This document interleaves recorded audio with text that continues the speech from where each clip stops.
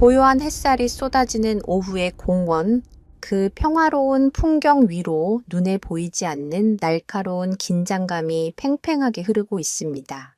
칠흑같이 검고 매끄러운 털을 가진 도베르만 한 마리가 금방이라도 터질 듯한 근육을 과시하며 주인의 가죽끈을 팽팽하게 잡아당깁니다.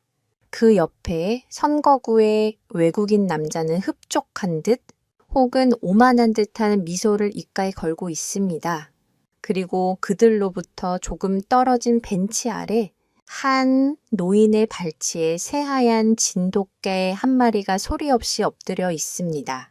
주변의 소란과 긴장감에도 불구하고 그 모습은 마치 시간이 멈춘 그림처럼 고요하기만 합니다. 이 두 존재의 극명한 대조는 곧이어 벌어질 거대한 사건의 서막을 알리는 폭풍 전의 고요함 그 자체였습니다. 이들의 만남이 어떻게 전 세계를 경악하게 만들었을까요? 이런 무능한 개는 한국에만 있을 거야. 라는 모욕적인 한마디가 어떻게 세상을 감동시키는 위대한 이야기의 시작이 되었을까요? 이 이야기의 중심에는 한 노인과 그의 충직한 진돗개 그리고 그들을 둘러싼 편견과 오해가 자리 잡고 있습니다. 이야기는 단순한 개들의 싸움이 아니라 긍지와 헌신 그리고 말 없는 교감의 힘을 보여주는 거대한 서사시입니다. 이야, 편안히 앉으시기 전에 잠시 시간을 내어 좋아요를 누르고 구독해주세요. 제 채널은 좀 유산을 따라서입니다. 제가 차근차근 설명해 드리겠습니다. 미국 시애틀의 유니언 베이 자연공원, 드넓은 잔디밭과 호수가 어우러져 시민들의 편안한 안식처가 되어주는 곳입니다.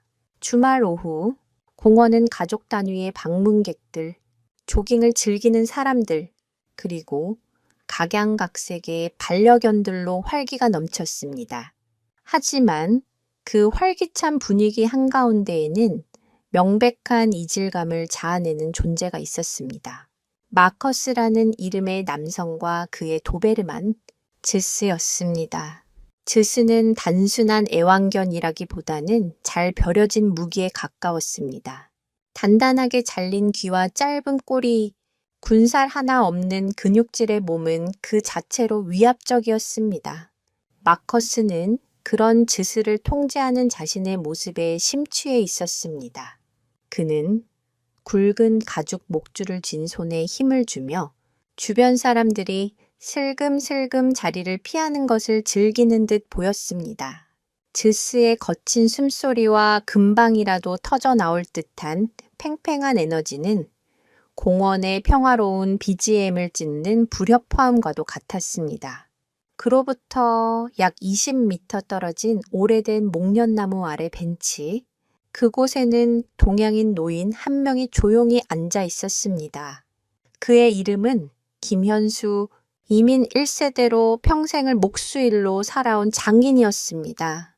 그의 거친 손마디와 깊게 팬 주름은 그가 겪어온 세월의 무게를 말해주고 있었습니다. 그리고 그의 발치에는 티끌 하나 없이 새하얀 진돗개, 백구가 엎드려 있었습니다. 백구는 지스와는 모든 면에서 대조적이었습니다. 크지도 위압적이지도 않았습니다. 오히려 그저 평범한 시골의 개처럼 보였습니다. 하지만 그 평범함 속에는 범접할 수 없는 기품과 고요함이 서려 있었습니다. 반쯤 감긴 눈은 주변의 모든 움직임을 놓치지 않고 좇고 있었고, 미동도 없는 자세는 깊은 명상에 잠긴 수행자 같았습니다. 김 노인은 가끔씩 허리를 굽혀 백구의 머리를 부드럽게 쓰다듬었고, 그럴 때마다 백구는 꼬리를 아주 작게 한번 흔들 뿐 자세를 흐트러뜨리지 않았습니다. 그들의 관계는 요란한 명령이나 복종이 아닌 오랜 세월 함께하며 쌓아 올린 깊은 신뢰와 교감으로 이루어져 있었습니다. 사실 진돗개는 일편단심의 충성심으로 유명합니다. 한번 주인으로 섬기면 평생 그 주인만을 따르는 고유한 특성은 서양의 많은 견종과는 다른 점입니다. 때로는 이런 특성이 다른 사람에 대한 배타성이나 사회성 부족으로 오해받기도 하지만 이는 진돗개가 가진 깊은 유대감의 또 다른 표현일 뿐입니다. 백구의 고요함은 무기력함이 아니라 오직 자신의 주인인 김 노인에게 모든 신경을 집중하고 있기에 가능한 절대적인 평온함이었습니다. 주변의 다른 개들이 짖거나 뛰어다녀도 백구는 그저 묵묵히 자리를 지킬 뿐이었습니다. 바로 그때였습니다. 4-5살쯤 되어 보이는 어린 여자아이가 웃음소리를 내며 그들 사이를 달려갔습니다. 아이의 손에서 놓쳐진 새빨간 고무공이 통통 튀며 즈스의 앞으로 굴러갔습니다. 순간 즈스의 몸이 돌처럼 굳어졌습니다. 목 깊은 곳에서부터 낮고 위협적인 으르렁거림이 새어나왔고 금방이라도 공을 물어 터뜨릴 듯한 기세였습니다. 아이는 겁을 먹고 울음을 터뜨렸습니다. 마커스는 제우스를 제지하기는커녕 오히려 그 상황을 즐기는 듯한 잔인한 미소를 지으며 목줄을 강하게 잡아챘습니다. 가만히 있어, 제우스. 아직은 아니야. 그의 목소리는 통제라기보다는 다음 행동을 예고하는 신호처럼 들렸습니다. 공원의 모든 소음이 순간 멎는 듯 했습니다. 모두의 시선이 도베르만과 울고 있는 아이에게 쏠렸습니다. 그리고 그 순간 지금까지 미동도 없던 백구가 천천히 고개를 들었습니다. 그의 귀가 쫑긋 세워지고 반쯤 감겨있던 검은 눈동자가 날카롭게 빛나며 즈우스를 향했습니다. 그 눈빛은 단순한 경계가 아니었습니다. 마치 상황의 본질을 꿰뚫어보고 앞으로 벌어질 모든 경우의 수를 계산하는 듯한 깊고 차가운 지성이 담겨 있었습니다. 백구의 이 작은 움직임 하나가 앞으로 펼쳐질 거대한 폭풍의 시작을 알리는 나비의 날갯짓이 될 줄은 아무도 알지 못했습니다. 이 고요한 백색의 개는 과연 무엇을 보고 있었던 것일까요? 김노인, 김현수는 젊은 시절 한국의 작은 시골 마을에서 이름난 목수였습니다. 그의 손에서 태어난 가구들은 화려하지는 않았지만 수십 년이 지나도 뒤틀림 하나 없이 견고했고 나무가 가진 본연의 아름다움을 가장 잘 살려냈다는 평을 받았습니다. 그는 나무의 결을 읽고 그 결에 따라 대패질을 하고 끌을 사용하는 법을 알았습니다. 그것은 단순한 기술이 아니라 나무와 나누는 대화와도 같은 것이었습니다. 하지만 시대가 변하고 공장에서 찍어낸 값싼 가구들이 시장을 점령하면서 그의 설 자리는 점점 좁아졌습니다. 결국 그는 더 나은 삶을 찾아 아메리칸 드림을 꿈꾸며 머나먼 미국 땅으로 이주했습니다. 하지만 현실은 냉혹했습니다. 언어의 장벽과 문화의 차이, 그리고 무엇보다 그의 전통적인 기술을 알아주는 이 없는 낯선 땅에서 그는 이방인일 뿐이었습니다. 평생을 함께해온 아내마저 병으로 먼저 세상을 떠나자 그의 삶은 텅 빈 껍데기처럼 느껴졌습니다. 그러던 어느 날 그는 우연히 한국 교민이 운영하는 작은 농장에서 태어난 지 얼마 안 된 하얀 진돗개 강아지를 만나게 되었습니다. 어미젖을 갓 뗀 작은 생명체는 다른 형제들과 달리 유독 조용하고 차분했습니다. 마치 세상을 달관한 늙은 영혼이 깃든 듯한 그 깊은 눈망울에 김 노인은 자신도 모르게 마음을 빼앗겼습니다. 그는 강아지에게 백구라는 이름을 지어주었고 그날 이후 백구는 그의 유일한 가족이자 둘도 없는 친구가 되었습니다. 김 노인은 백구를 단순한 애완동물로 키우지 않았습니다. 그는 마치 아들에게 기술을 전수하는 장인처럼 백구에게 세상의 이치를 가르쳤습니다. 그는 백구를 데리고 산책하며 나무의 이름을 알려주었고 작업실에서는 자신이 나무를 다듬는 모습을 묵묵히 지켜보게 했습니다. 백구는 신기하게도 그 모든 것을 스펀지처럼 흡수했습니다. 김 노인의 작은 손짓 하나, 나지막한 한숨 소리에도 백구는 주인이 무엇을 원하는지, 어떤 감정을 느끼는지 정확히 알아차렸습니다. 백구와의 산책은 김 노인에게 하루 중 가장 중요한 의식이었습니다. 그것은 단순한 운동이 아니라 세상과 소통하고 자신을 돌아보는 시간이었습니다. 김 노인은 백구의 목줄을 거의 잡지 않았습니다. 그럴 필요가 없었기 때문입니다. 백구는 단 한 번도 김 노인의 곁을 2미터 이상 벗어난 적이 없었고 주인의 보폭에 맞춰 걷다가 그가 멈추면 함께 멈췄습니다. 그들의 발걸음은 마치 하나의 그림자처럼 완벽하게 일치했습니다. 공원의 사람들은 그런 그들의 모습을 보며 감탄하곤 했습니다. 저 개는 정말 특별해요. 어떻게 저렇게 주인을 잘 따르죠? 하지만 그들은 알지 못했습니다. 그것은 복종이 아니라 교감이라는 것을. 김 노인과 백구 사이에는 눈에 보이지 않는 끈, 그 어떤 목줄보다도 강한 신뢰의 끈이 연결되어 있었습니다. 백구는 김 노인의 감정을 비추는 거울이었습니다. 김 노인이 기쁜 날에는 백구의 꼬리가 미세하게 하늘을 향해 올라갔고, 그가 슬픔에 잠긴 날에는 백구도 온종일 그의 발치에 엎드려 함께 슬픔을 나누었습니다. 몇 년 전 김 노인이 심한 독감으로 며칠간 자리에 누웠을 때의 일입니다. 백구는 사흘 동안 물 한 모금 마시지 않고 김 노인의 침대 옆을 지켰습니다. 마치 자신이 잠들거나 자리를 비운 사이 주인이 잘못될까봐 두려워하는 것처럼 보였습니다. 김 노인이 겨우 몸을 일으켜 백구의 머리를 쓰다듬으며 괜찮다, 이놈아 라고 말했을 때 백구는 그제야 안심한 듯 조용히 물그릇으로 다가가 허겁지겁 물을 마셨습니다. 그 모습에 김 노인은 눈물을 흘렸습니다. 피를 나눈 자식도 이렇게까지 하지는 못할 것이었습니다. 백구는 그에게 단순한 개가 아니라 그의 삶, 그 자체였습니다. 흥미로운 사실 중 하나는 진돗개와 같은 특정 견종들은 주인의 심장 박동이나 호흡의 미세한 변화를 감지하는 능력이 있다는 연구 결과가 있다는 것입니다. 과학적으로 완벽히 증명되지는 않았지만 오랜 시간 함께한 주인과 교감하며 감정적 동기화가 이루어진다는 가설입니다. 김 노인과 백구의 관계는 바로 그 가설에 살아있는 증거였습니다.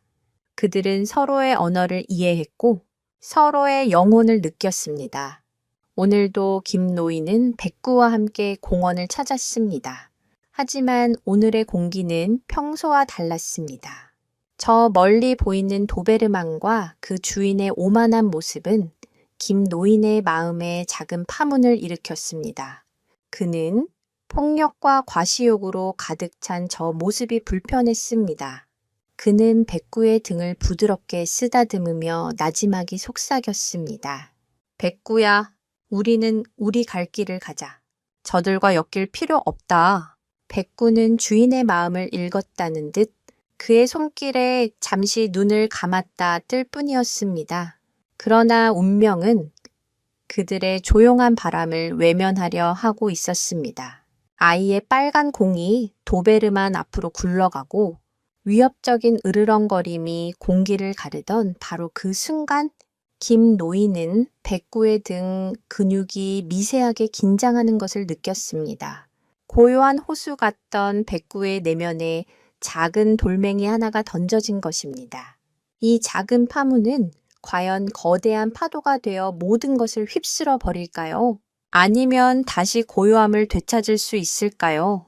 김 노인은 불안한 눈으로 도베르만을 노려보는 백구를 바라보며 마른 침을 삼켰습니다.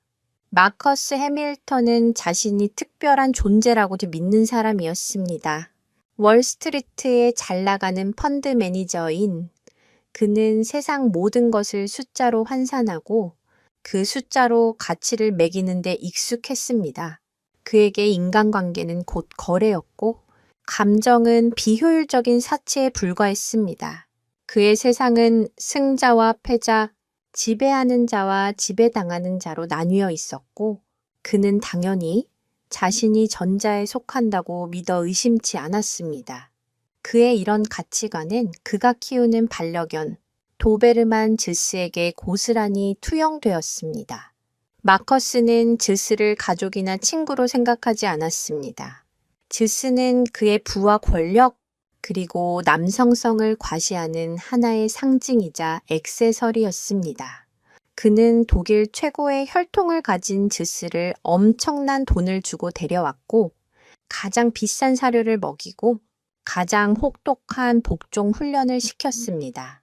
그의 훈련 방식은 교감이 아닌 통제의 기반을 두고 있었습니다.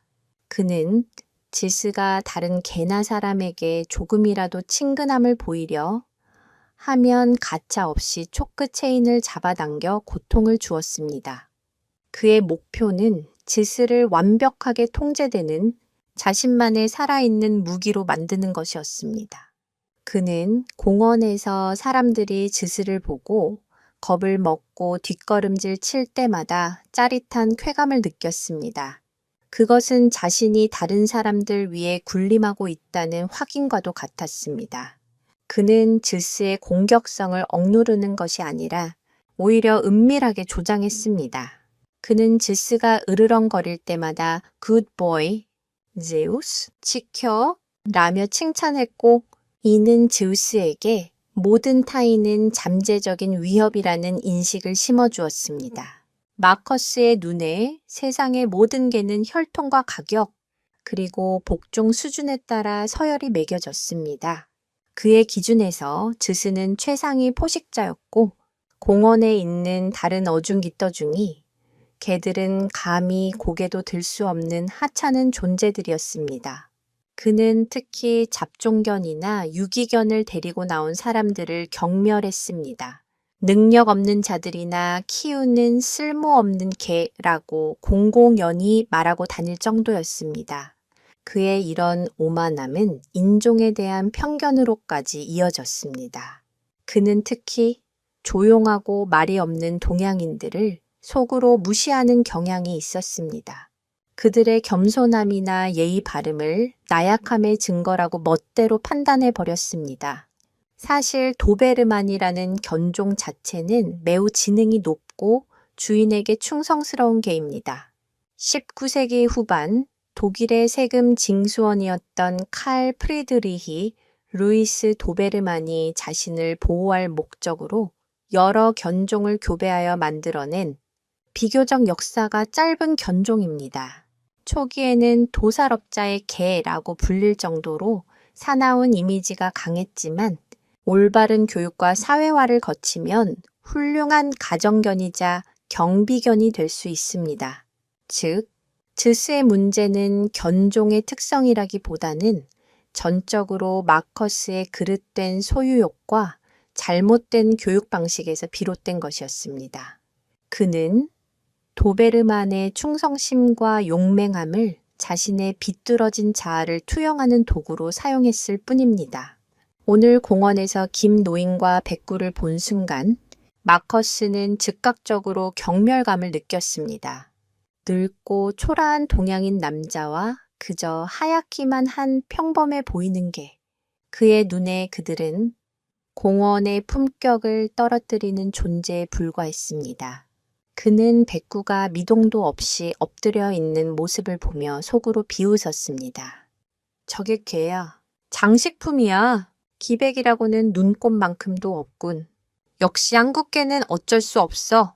함 그는 즈스의 팽팽한 목줄을 가볍게 흔들며 자신의 개가 가진 우월함을 과시하고 싶어 좀이 쑤셨습니다. 그에게 백구는 즈우스의 위대함을 더욱 돋보이게 해줄 완벽한 배경 소품처럼 보였습니다. 어린 소녀의 빨간 공이 즈스 앞으로 굴러온 것은 마커스에게 절호의 기회였습니다. 그는 즈스가 공을 향해 위협적으로 킁킁거리며 으르렁거리는 것을 일부러 방치했습니다.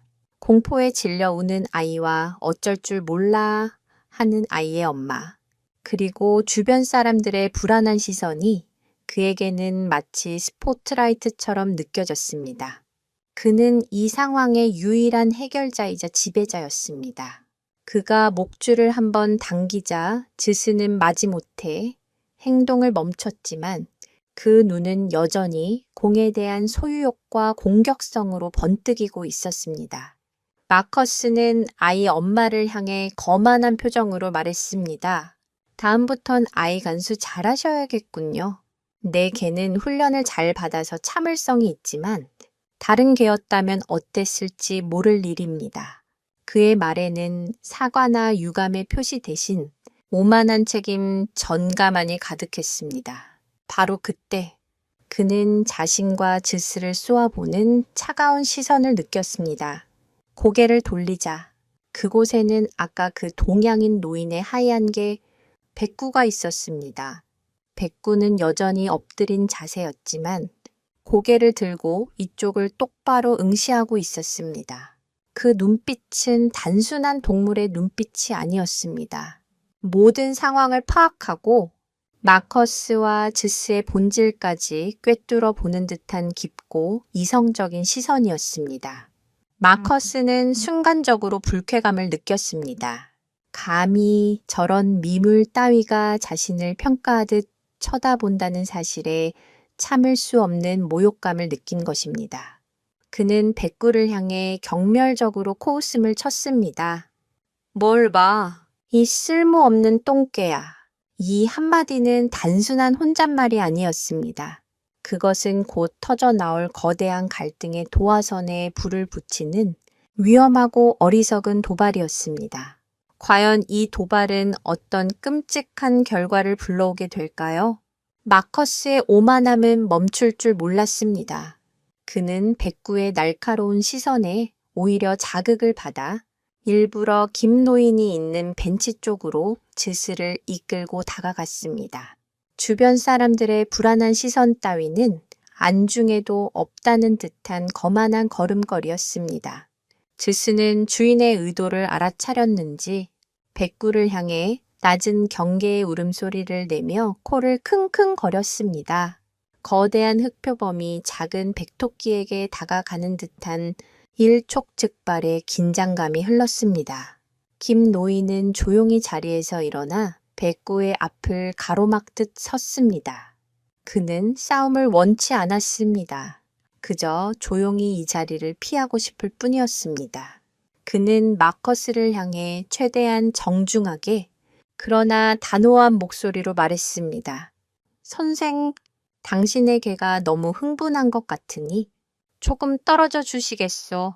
김 노인의 서툰 영어와 동양인 특유의 조심스러운 태도를 마커스는 또다시 나약함으로 치부해 버렸습니다. 그는 비웃음을 터뜨리며 즈스의 목줄을 더 짧게 잡았습니다. 흥분이 내게는 그저 궁금한 것뿐이요. 저렇게 생기 없는 개는 처음 봐서 말이지. 저 개 혹시 아픈 거 아니오? 아니면 원래 한국 개들은 다 저렇게 무기력한가? 그의 말에는 노골적인 조롱과 인종차별적인 편견이 가득 담겨 있었습니다. 김 노인의 얼굴이 굳어졌습니다.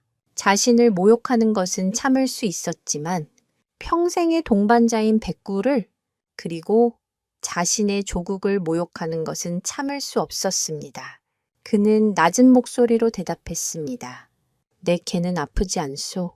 그저 불필요한 힘을 쓰지 않을 뿐이오. 진정한 강함은 소란스러움에서 나오는 게 아니니 김 노인의 철학적인 대답은 마커스의 오만함에 기름을 부었습니다. 그는 마치 세상에서 가장 재미있는 농담이라도 들은 듯 과장되게 웃었습니다. 강함? 저 조그만 개 어디에 강함이 있다는 거요? 내 즈스를 보시오. 완벽한 근육, 완벽한 복종. 이게 바로 강함의 증거요. 당신에게는 글쎄 그냥 하얀 털 뭉치일 뿐이지. 마커스는 거기서 멈추지 않고 최악의 한마디를 내뱉고야 말았습니다. 그는 백구를 손가락으로 가리키며 주변 사람들이 모두 들으라는 듯 큰 소리로 외쳤습니다. 이런 무능한 개는 한국에만 있을 거야. This kind of incompetent dog must only exist in Korea. 그 순간 공원의 모든 소음이 거짓말처럼 멈췄습니다. 마커스의 모욕적인 말은 날카로운 비수가 되어 김 노인의 가슴에 깊이 박혔습니다. 그의 얼굴에서 핏기가 가셨고 굳게 담은 입술이 파르르 떨렸습니다. 평생을 성실하게 살아온 노인에게 그것은 자신의 삶과 조국 전체를 부정당하는 듯한 끔찍한 모욕이었습니다. 주변의 미국인들조차 마커스의 무례함에 눈살을 찌푸렸습니다. 몇몇은 수군거리기 시작했습니다. 저 사람 너무 심한 거 아니야. 인종차별적인 발언인데 하지만 누구 하나 선뜻 나서서 거구의 마커스와 사나운 도베르만에게 맞서는 사람은 없었습니다. 김 노인이 모욕감에 몸을 떠는 그 순간 놀라운 일이 벌어졌습니다. 지금까지 주인의 뒤에서 꼼짝도 않던 백구가 조용히 앞으로 나섰습니다.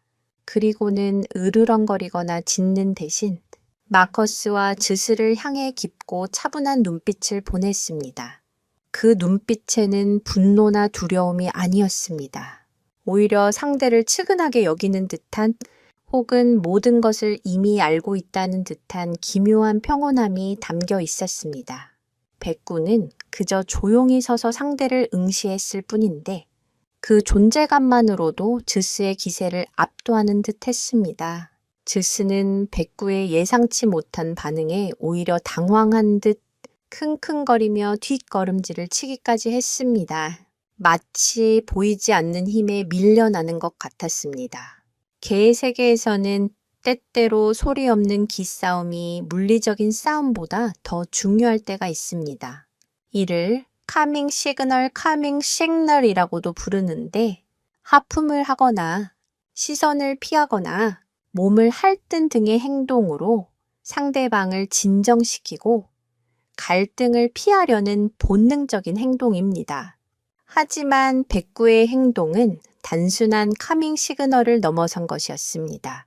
그것은 자신의 힘을 과시하지 않고도 상대를 제압하는 내면의 힘에서 비롯된 절대적인 자신감의 표현이었습니다. 마커스는 자신의 개가 저 조그만 하얀 개 앞에서 주춤하는 것을 보고 이성을 잃었습니다.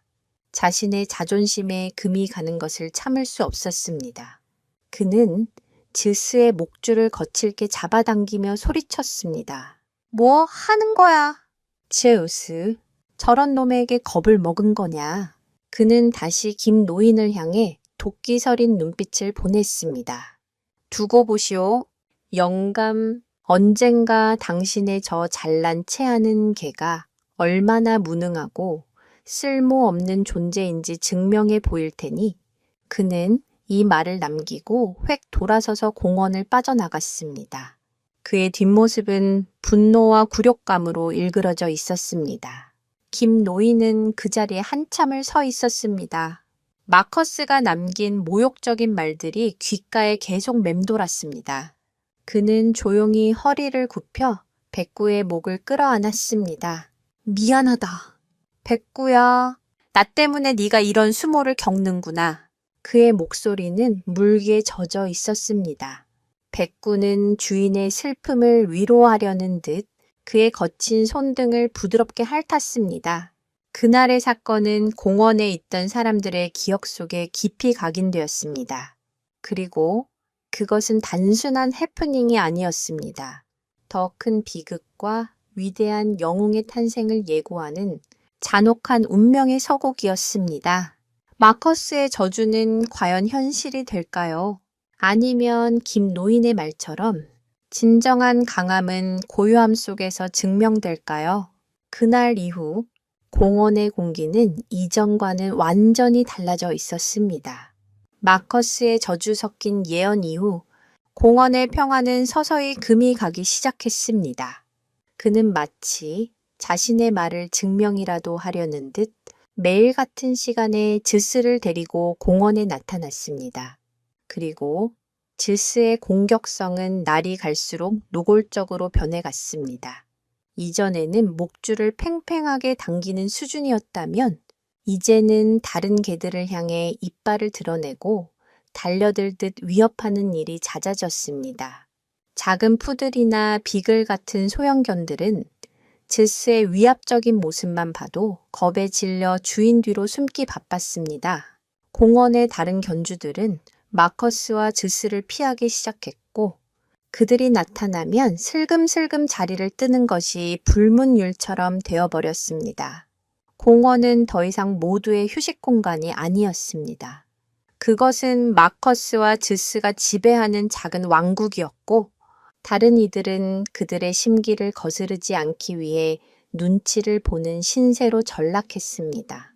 마커스는 이런 상황을 오히려 즐겼습니다. 그는 사람들의 두려움을 자신의 힘으로 착각했습니다. 그는 제스의 목에 더욱 위협적으로 보이는 스파이크 목걸이를 채웠고 복종 훈련의 강도도 높였습니다.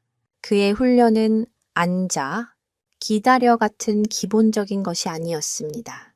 그는 제스에게 특정 대상을 향해 짖고 위협하는 훈련, 그리고 자신의 명령에 따라 공격 태세를 갖추는 훈련을 반복했습니다. 이 모든 것은 공원 한복판에서 다른 사람들이 보는 앞에서 버젓이 이루어졌습니다. 몇몇 용감한 시민들이 공원 관리인에게 항의했지만 마커스는 교묘하게 법망을 빠져나갔습니다. 내 개는 목줄을 하고 있고 아직 아무도 물지 않았소. 단지 훈련을 할 뿐인데 뭐가 문제란 말이오. 그의 뻔뻔한 태도에 관리인도 뾰족한 수를 내지 못했습니다. 김 노인과 백구 역시 이 불길한 변화를 감지하고 있었습니다. 김 노인은 되도록 마커스와 마주치지 않기 위해 산책 시간을 바꾸거나 다른 길로 돌아가기도 했습니다. 하지만 좁은 공원에서 그들을 완전히 피하는 것은 불가능했습니다. 마주칠 때마다 마커스는 경멸적인 시선을 보냈고 제스는 백구를 향해 으르렁거렸습니다. 하지만 백구의 반응은 언제나 같았습니다. 그는 제스의 도발에 일절 응하지 않고 그저 고요한 눈으로 주인을 바라볼 뿐이었습니다. 마치 주인님, 걱정하지 마십시오. 저는 괜찮습니다. 라고 말하는 듯 했습니다. 백구의 이런 평온함은 마커스를 더욱 미치게 만들었습니다. 그는 백구의 침묵을 자신에 대한 무시이자 도전으로 받아들였습니다. 그러던 어느 날 작은 사건이 하나 터졌습니다. 한 청년이 자신의 골든 리트리버와 원반 던지기 놀이를 하고 있었습니다. 리트리버가 원반을 물고 돌아오던 중 길목을 막고 서 있던 제우스와 마주쳤습니다. 리트리버는 온순한 성격으로 유명한 견종으로 제우스에게 아무런 적의를 보이지 않았습니다. 그저 꼬리를 흔들며 옆으로 비켜가려 했을 뿐입니다. 하지만 제우스는 그 순간을 놓치지 않았습니다. 번개처럼 달려들어 리트리버의 목덜미를 물어버릴 듯 위협했습니다. 실제 물리적인 상처를 입히진 않았지만 그 기세는 모두를 공포에 떨게 하기에 충분했습니다. 순식간에 공원은 아수라장이 되었습니다. 리트리버는 비명을 지르며 주인에게 달려갔고 주변에 있던 아이들은 울음을 터뜨렸습니다. 리트리버의 주인인 청년은 분노하여 마커스에게 달려가 멱살을 잡았습니다. 당신 미쳤어. 개 관리를 어떻게 하는 거야? 하지만 마커스는 눈 하나 깜짝하지 않았습니다. 오히려 청년의 손을 뿌리치며 차갑게 말했습니다. 내 개가 먼저 내 개의 영역을 침범했잖아. 정당방위야. 그의 적반하장식 태도에 청년은 말을 잃었습니다. 이 사건은 공원 견주들 사이에서 큰 파장을 일으켰습니다. 이제 제스는 잠재적인 위협이 아니라 언제 터질지 모르는 시한폭탄과도 같은 존재가 되었습니다. 사람들은 더 이상 공원에 개를 데리고 나오기를 꺼려했고 한때 활기 넘치던 공원은 제스의 그림자 아래 점차 생기를 잃어갔습니다.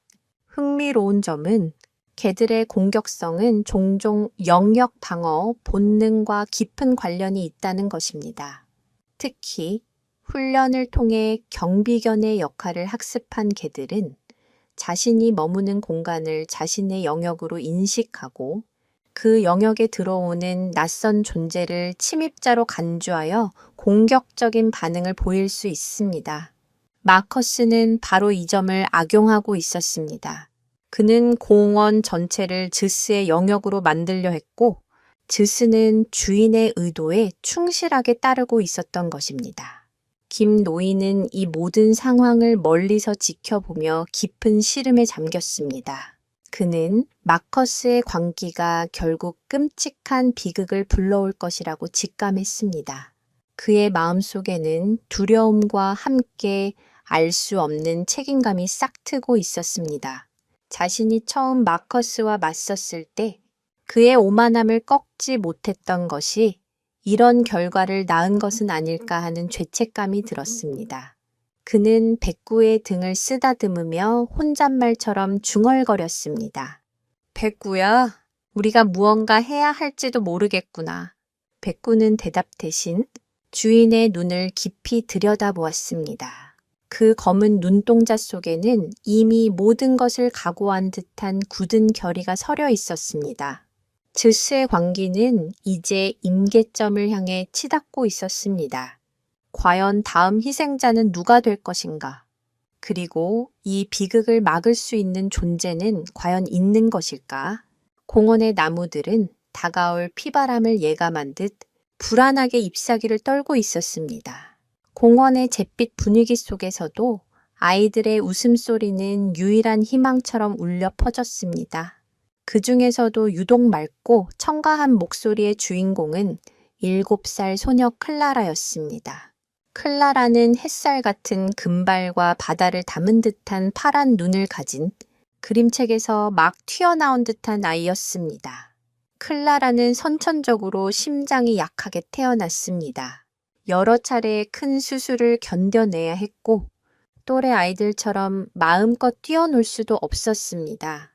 그녀의 세상은 병원의 하얀 벽과 집 안으로 한정되어 있었습니다. 그런 클랄에게 유일한 낙은 엄마와 함께 공원 벤치에 앉아 다른 강아지들이 뛰어노는 모습을 구경하는 것이었습니다. 클라라는 개를 무척이나 좋아했습니다. 하지만 자신의 건강 때문에 그리고 혹시 모를 사고에 대한 부모님의 걱정 때문에 강아지를 키울 수는 없었습니다.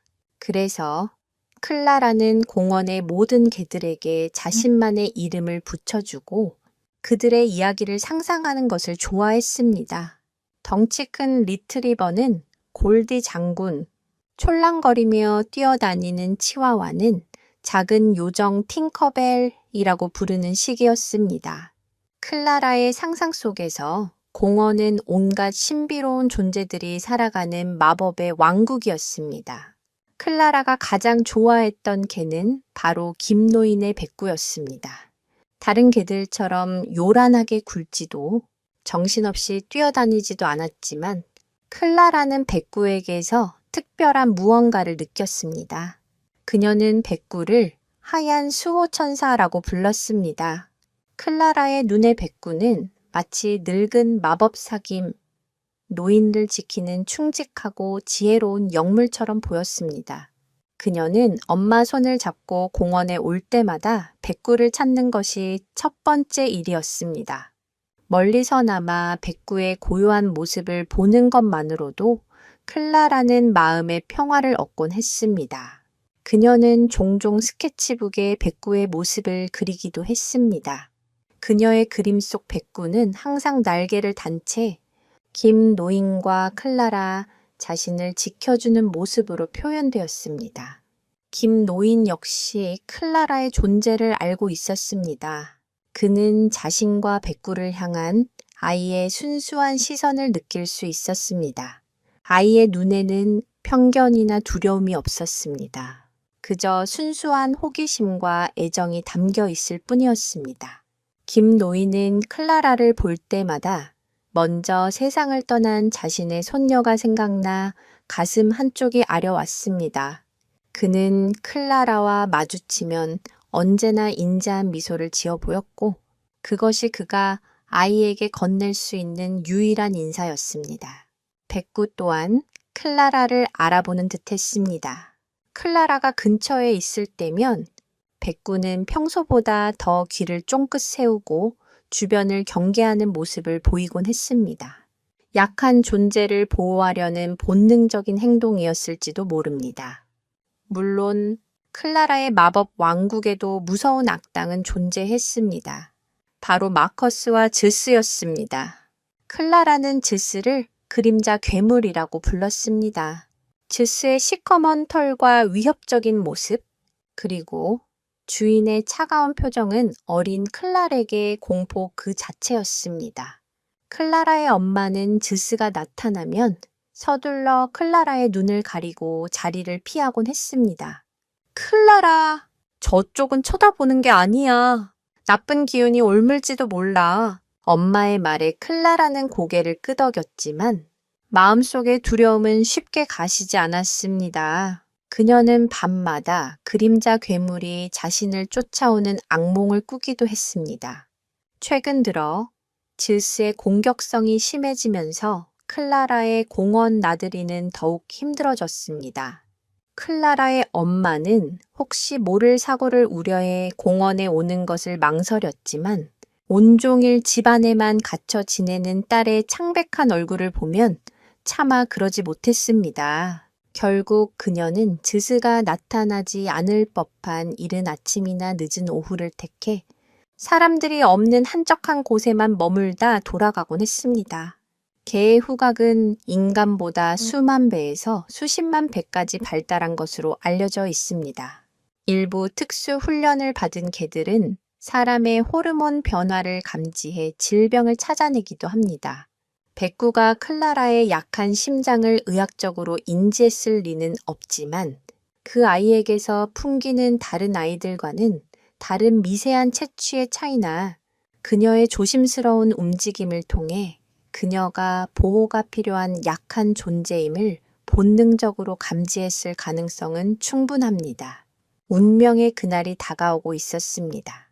그날은 유독 날씨가 좋았고 클라라는 오랜만에 컨디션이 좋아 엄마에게 공원에 가자고 졸랐습니다. 클라라의 엄마는 잠시 망설였지만 딸의 간절한 눈빛을 외면할 수 없었습니다. 그래, 우리 잠깐만 다녀오자. 대신 엄마 손 꼭 잡고 있어야 해. 알았지. 클라라는 신이 나서 고개를 끄덕였습니다. 그녀는 자신이 가장 아끼는 작은 토끼 인형을 품에 꼭 안고 집을 나섰습니다. 그녀는 알지 못했습니다. 그날의 공원 나들이가 그녀의 인생을 그리고 세상 사람들의 인식을 송두리째 바꿔놓을 끔찍하면서도 위대한 사건의 무대가 될 것이라는 사실을 말입니다. 순수한 영혼을 가진 소녀 클라라, 그녀는 과연 다가오는 그림자 괴물의 위협으로부터 무사할 수 있을까요? 그리고 그녀의 하얀 수호천사는 정말로 그녀를 지켜줄 수 있을까요? 운명의 그날 오후, 공원은 폭풍전의 고요함처럼 평화로워 보였습니다. 하지만 그 평화는 언제 깨져도 이상하지 않을 얇은 유리 위에 서 있는 듯 위태로웠습니다. 클라라는 엄마와 함께 공원 한쪽의 작은 꽃밭 근처에 돗자리를 펴고 앉았습니다.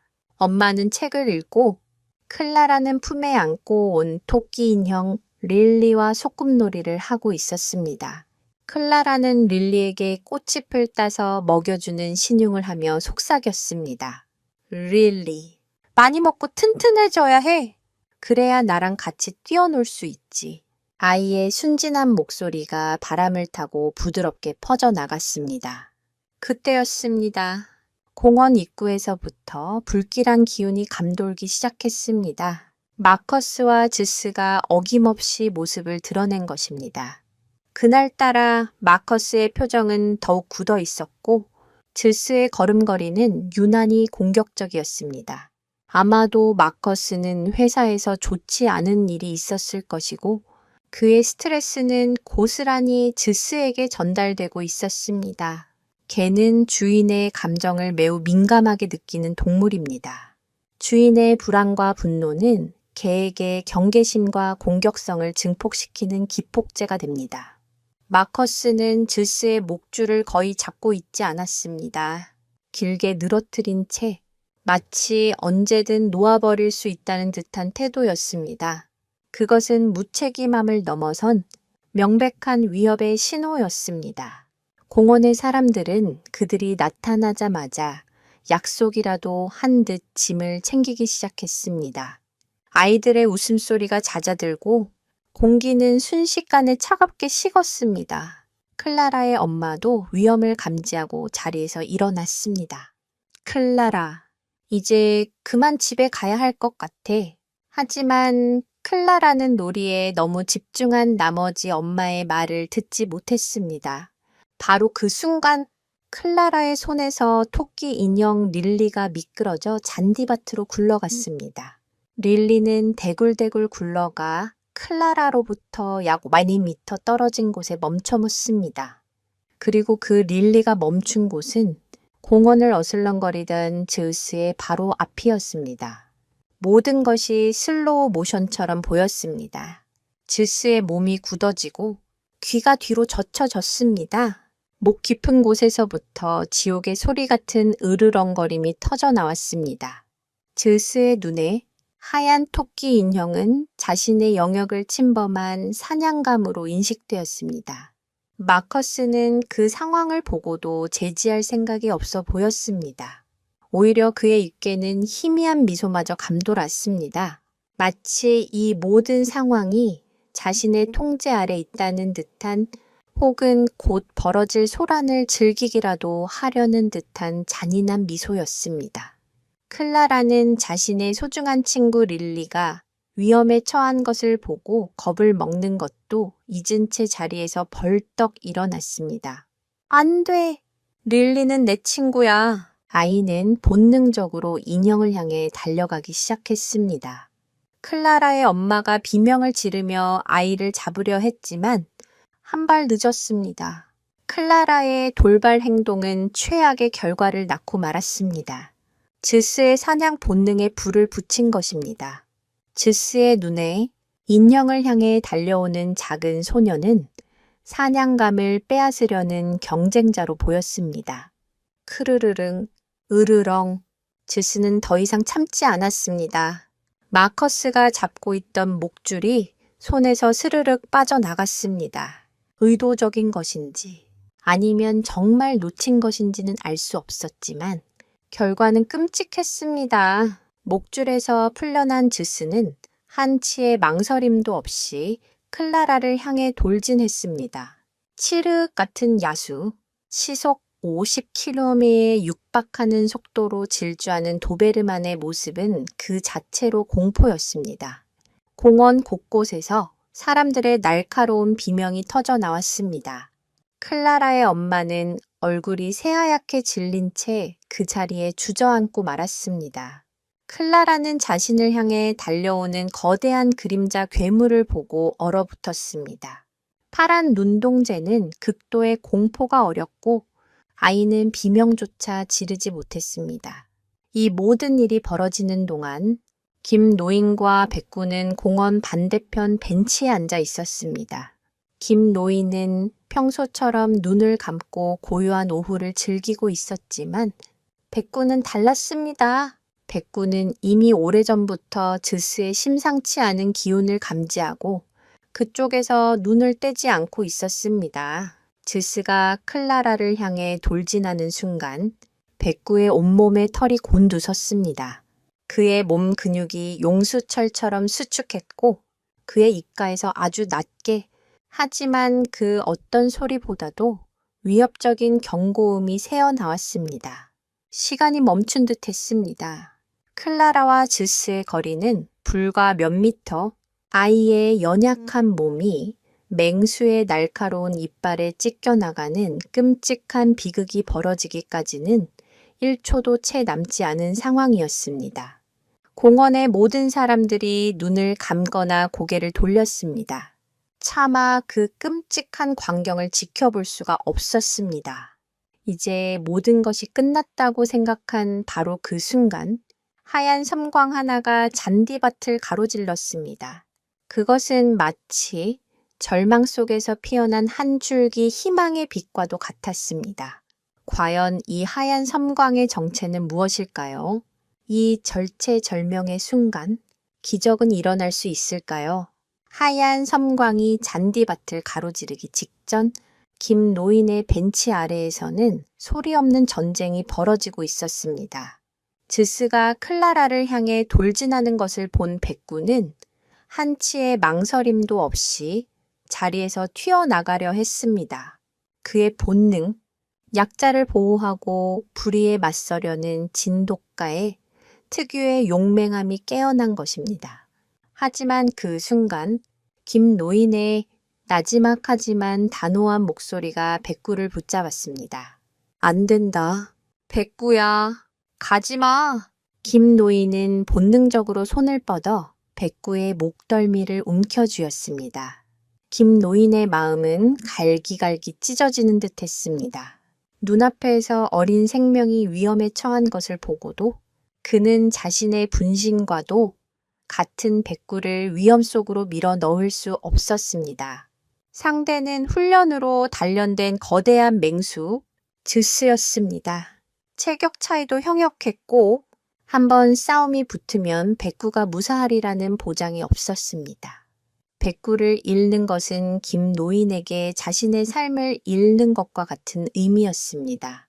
그는 이기적인 주인이 되고 싶지 않았지만 백구를 잃는 고통을 감당할 자신이 없었습니다. 그래서 그는 필사적으로 백구를 막아섰습니다. 제발, 백구야. 저건 우리가 상관할 일이 아니다. 제발. 노인의 목소리는 애원으로 변해 있었습니다.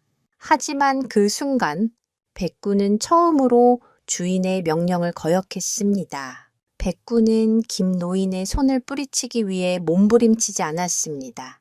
짖거나 으르렁거리지도 않았습니다. 대신 그는 필사적으로 자신을 붙잡고 있는 주인의 얼굴을 돌아보았습니다. 그리고 그들의 눈이 마주쳤습니다. 그 짧은 순간 김 노인은 백구의 눈에서 한 번도 본 적 없는 감정을 읽었습니다. 그것은 단순한 전투 본능이나 흥분이 아니었습니다. 그것은 주인님, 저를 믿어주십시오. 이것은 제가 해야만 하는 일입니다. 라고 말하는 듯한 깊고 확고한 의지이자 간절한 호소였습니다. 그 눈빛에는 두려움이 아닌 사명감이 담겨 있었습니다. 김 노인은 그 눈빛을 보는 순간 모든 것을 깨달았습니다. 자신이 백구를 그저 내 개로만 생각했다는 것을, 하지만 백구는 자신만의 의지와 신념을 가진 독립적인 생명체였습니다. 그리고 지금 백구는 자신의 모든 것을 걸고 저 연약한 생명을 구하려 하고 있었습니다. 자신이 백구를 막는 것은 그의 위대한 용기와 헌신을 가로막는 이기적인 행동일 뿐이었습니다. 김 노인의 손에서 힘이 스르륵 빠져나갔습니다. 그는 떨리는 목소리로 허락하듯 혹은 체념하듯 속삭였습니다. 알았다. 조심하거라. 백구야. 그 말이 끝나기가 무섭게 백구는 땅을 박차고 뛰쳐나갔습니다. 마치 오랫동안 당겨져 있던 활시 위에서 벗어난 화살처럼 그 움직임에는 한치의 망설임도 없었습니다. 하얀 몸이 푸른 잔디 위를 나는 듯이 질주했습니다. 그의 속도는 즈우스에 못지않게, 아니 그 이상으로 빨랐습니다. 사람들의 눈에는 마치 하얀 번개가 치는 것처럼 보였습니다. 사실 진돗개는 순간적인 속도와 민첩성, 그리고 지구력 면에서 세계 어느 견종과 비교해도 뒤지지 않는 뛰어난 능력을 가지고 있습니다.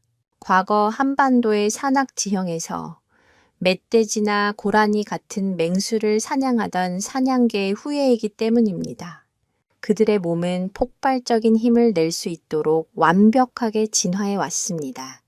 다만 평소에는 그 힘을 드러내지 않고 조용히 있을 뿐입니다. 백구는 지금껏 단 한 번도 자신의 모든 힘을 다해 달려본 적이 없었습니다. 그는 오직 주인의 곁을 지키기 위해 자신의 본능을 억누르고 살아왔습니다. 그러나 지금 그는 자신의 모든 것을 해방시키고 있었습니다. 클라라에게 달려들던 즈스도 등 뒤에서 무섭게 추격해오는 하얀 물체를 감지했습니다. 즈스는 순간적으로 당황했습니다. 지금까지 자신에게 감히 도전하는 존재는 없었습니다. 하지만 지금 자신의 등 뒤에서 느껴지는 기운은 이전에 겪어보지 못한 차갑고 날카로운 것이었습니다. 그것은 분노나 광기가 아닌 오직 목표를 향해 모든 것을 집중시킨 사냥꾼의 기운이었습니다. 클라라의 바로 앞에서 즈스가 아이를 덮치기 직전 백구는 마침내 즈스의 옆구리를 따라잡았습니다. 이제 두 맹수의 충돌은 피할 수 없게 되었습니다. 공원의 모든 사람들은 숨을 죽였습니다. 김 노인은 두 손을 모으고 기도를 시작했습니다. 그의 눈에서는 뜨거운 눈물이 흘러내렸습니다. 그것은 두려움의 눈물이자 자신의 충직한 동반자에 대한 무한한 신뢰와 자랑스러움의 눈물이었습니다. 이제 무대는 마련되었습니다. 오직 파괴와 지배를 위해 길러진 검은 야수와 충성과 헌신을 위해 자신의 모든 것을 내던진 하얀 영웅, 이들의 운명적인 대결은 과연 어떤 결과를 낳을까요? 백구는 과연 맨몸으로 저 거대한 도베르만에게서 어린 소녀를 지켜낼 수 있을까요? 그의 결단은 무모한 희생으로 끝날 것인가? 아니면 전 세계를 경악시킬 위대한 기적의 시작이 될 것인가? 그 답은 이제 곧 밝혀질 것입니다. 모두가 피비린나에 나는 싸움을 예상했습니다. 두 마리의 개가 서로의 살점을 물어뜯고 처절한 비명이 공원을 가득 채울 것이라고 생각했습니다. 특히 마커스는 속으로 쾌재를 불렀습니다. 어리석은 놈, 감히 즈스에게 덤벼들다니. 내 놈의 그 하얀 털을 붉게 물들여주마. 그는 이 싸움을 통해 자신의 개가 얼마나 우월한지, 그리고 저 동양인의 개가 얼마나 무능한지를 만천에 증명할 수 있으리라 확신했습니다. 하지만 백구의 생각은 완전히 달랐습니다. 그의 목표는 즈스를 죽이는 것이 아니었습니다. 그의 유일한 목표는 클라라를 보호하는 것이었습니다. 그리고 그 목표를 달성하기 위해 백구는 싸움이 아닌 제압을 선택했습니다. 즈스의 옆구리에 거의 다다른 순간 백구는 속도를 늦추지 않고 몸을 날렸습니다. 하지만 그의 목표는 즈스의 목이나 다리가 아니었습니다. 백구는 놀랍게도 즈스의 몸을 그대로 통과하듯 스쳐 지나가며 클라라와 즈스의 사이를 가로막았습니다. 마치 하얀 방패가 소녀를 감싸 안는 듯한 모습이었습니다. 이 예상치 못한 움직임에 즈스는 당황했습니다. 목표물이었던 클라라가 시야에서 사라지고 대신 자신을 노려보는 하얀 진돗개가 나타난 것입니다. 즈스의 질주가 순간적으로 주춤했습니다. 바로 그 찰나의 순간을 백구는 놓치지 않았습니다. 그는 즈스에게 반격할 기회를 주지 않고 곧바로 다음 동작으로 이어갔습니다. 그는 몸을 낮춰 즈스의 앞다리 사이로 파고들었습니다. 그리고는 자신의 어깨와 등을 이용해 마치 유도 선수가 상대를 업어치기 하듯 즈스의 육중한 몸을 옆으로 밀어 넘어뜨렸습니다. 공가 하는 소리와 함께 즈스의 거대한 몸이 균형을 잃고 잔디밭 위로 쓰러졌습니다. 순식간에 벌어진 일이었습니다. 누구도 예상치 못한 힘이 아닌 기술과 지능이 만들어낸 완벽한 제압이었습니다. 공격의 흐름이 끊기고 넘어진 즈스는 굴욕감과 분노로 이성을 잃었습니다. 그는 벌떡 일어나 으르렁거리며 백구에게 다시 달려들었습니다. 이번에는 백구를 완전히 물어죽일 기세였습니다. 하지만 백구는 정면으로 맞서 싸우지 않았습니다. 그는 놀라운 민첩성으로 즈스의 날카로운 이빨을 가볍게 피하며 끊임없이 즈스의 주위를 맴돌았습니다. 마치 투우사가 성난 황소를 농락하듯 우아하면서도 치명적인 움직임이었습니다. 즈스는 흥분하여 계속해서 달려들었지만 그의 공격은 번번이 허공을 갈랐습니다. 반면 백구는 단 한 번도 즈스를 물지 않았습니다. 대신 그는 즈스가 공격해올 때마다 그의 균형을 무너뜨리고 진로를 방해하며 힘을 빼놓는 데 집중했습니다. 이것은 진돗개가 가진 놀라운 사냥 지능을 보여주는 장면이었습니다. 진돗개는 멧돼지 같은 자신보다 훨씬 크고 강한 상대를 사냥할 때 정면으로 부딪히지 않습니다. 대신 끈질기게 추격하며 상대의 체력을 소진시키고 약점을 파고들어 결국 스스로 무너지게 만드는 지능적인 사냥을 합니다. 백구는 지금 그 사냥 기술을 즈스에게 그대로 적용하고 있었던 것입니다. 그는 즈스의 힘과 공격성을 역이용하여 스스로 지치게 만들고 있었습니다. 한 가지 흥미로운 사실은 늑대나 다른 야생, 객과 동물들의 싸움에서도 불필요한 유혈 사태는 드물다는 점입니다. 그들은 서열을 정하거나 영역을 다툴 때 상대에게 치명상을 입히기보다는 항복을 받아내는 것을 목표로 합니다. 한쪽이 목을 드러내거나 배를 보이는 등 복종의 자세를 취하면 승자는 더 이상 공격하지 않습니다. 백구의 행동은 이러한 야생의 법칙과도 닮아 있었습니다. 그는 즈스를 적으로서 파괴하려는 것이 아니라 무리의 질서를 어지럽히는 존재를 훈육하려는 리더의 모습을 보였습니다. 몇 분간의 대치가 계속되자 즈스는 눈에 띄게 지쳐갔습니다. 거친 숨을 몰아 쉬었고 움직임은 처음의 날카로움을 잃고 둔해졌습니다. 반면 백구는 여전히 침착함을 잃지 않았습니다. 그의 호흡은 안정적이었고 눈빛은 더욱 차갑게 빛났습니다. 마침내 백구는 결정적인 순간이 왔음을 직감했습니다. 즈스가 마지막 힘을 짜내어 달려드는 순간 백구는 피하지 않고 정면으로 파고들었습니다. 그리고는 맹수처럼 즈스의 목덜미를 물었습니다. 하지만 그것은 살점을 뜯어내는 공격이 아니었습니다. 어미 개가 새끼 강아지를 옮길 때처럼 상대에게 고통을 주지 않으면서도 완벽하게 제압할 수 있는 급소를 정확하게 물고 늘어진 것입니다. 제압당한 즈스는 저항을 멈췄습니다. 그는 바닥에 납작 엎드린 채 가냘픈 신음소리만 낼 뿐이었습니다. 싸움은 끝났습니다. 단 한 방울의 피도 흘리지 않은 완벽한 승리였습니다. 백구는 즈스가 완전히 전의를 상실한 것을 확인하고 나서야 조용히 입을 놓아주었습니다. 그리고는 패배한 상대를 거들떠보지도 않고 곧바로 몸을 돌려 클랄에게로 향했습니다. 그의 눈에는 오직 공포에 질려 떨고 있는 어린 소녀에 대한 걱정만이 가득했습니다. 이 모든 광경을 지켜본 사람들은 할 말을 잃었습니다. 이것은 단순한 개싸움이 아니었습니다. 그것은 지성과 용기, 그리고 고결한 품격이 만들어낸 한 편의 예술이었습니다. 백구는 어떻게 패배한 즈스를 대할까요? 그리고 이 기적 같은 광경은 세상에 어떤 파장을 불러일으키게 될까요? 백구의 지능적인 방역이 펼쳐지는 동안 공원의 한쪽 구석에서는 또 다른 중요한 일이 벌어지고 있었습니다. 데이비드 첸이라는 이름의 젊은 대학원생이 스마트폰을 꺼내 들어 이 모든 광경을 녹화하기 시작한 것입니다. 그는 평소 유튜브의 도시의 다양한 풍경이나 일상 속의 재미있는 순간들을 촬영해 올리는 취미를 가지고 있었습니다. 처음 그가 카메라를 켠 것은 즈스가 클라라를 공격하려는 끔찍한 순간을 기록으로 남겨 마커스의 만행을 고발하기 위함이었습니다.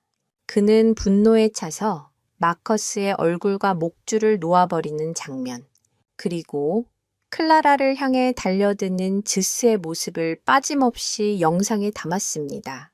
하지만 백구가 나타나면서 영상의 성격은 완전히 달라졌습니다. 데이비드는 처음에는 저 조그만 하얀 개가 무모하게 희생될 것이라고 생각했습니다. 하지만 백구가 보여준 놀라운 움직임에 그는 넋을 잃고 말았습니다. 그는 본능적으로 카메라 줌을 당겨 백구의 모든 동작 하나하나를 클로즈업해서 담기 시작했습니다. 즈스를 넘어뜨리는 지능적인 움직임, 성난 황소를 다루듯 우아하게 피하는 모습, 그리고 마지막으로 단 한 번의 공격으로 상대를 완벽하게 제압하는 장면까지 그의 스마트폰 카메라는 이 역사적인 순간을 한치의 오차도 없이 생생하게 기록하고 있었습니다. 영상의 하이라이트는 싸움이 끝난 직후의 장면이었습니다. 제압당한 즈우스는 바닥에 엎드려 낑낑거리고 있었고 마커스는 자신의 개가 패배했다는 사실을 믿을 수 없다는 듯 멍하니 서 있었습니다. 백구는 승리의 포효를 하거나 패자를 위협하지 않았습니다. 그는 곧바로 겁에 질려 울고 있는 클라라에게 다가갔습니다. 클라라는 여전히 공포에서 벗어나지 못한 채 몸을 떨고 있었습니다. 그때 백구가 한 행동은 공원의 모든 사람들을 그리고 훗날 이 영상을 보게 될 전 세계 수억 명의 사람들을 감동시키기에 충분했습니다. 백구는 클라라의 바로 앞에 조심스럽게 다가가 몸을 낮추고 엎드렸습니다. 그리고는 아이를 안심시키려는 듯 부드러운 눈빛으로 아이를 바라보며 꼬리를 아주 천천히 흔들었습니다. 그것은 이제 괜찮아. 내가 여기 있잖니 라고 말하는 듯한 따뜻하고 다정한 위로였습니다. 잠시 후 백구는 고개를 들어 클라라가 떨어뜨렸던 토끼 인형 릴리를 부드럽게 입에 물었습니다. 인형에 흠집 하나 나지 않도록 조심스럽게 물고는 클라라의 발치에 가만히 내려놓았습니다. 그리고는 다시 엎드려 아이가 안정을 되찾을 때까지 곁을 지켰습니다. 이 모든 장면을 카메라에 담고 있던 데이비드는 저도 모르게 눈물을 흘리고 있었습니다. 이것은 단순한 동물의 본능이 아니었습니다.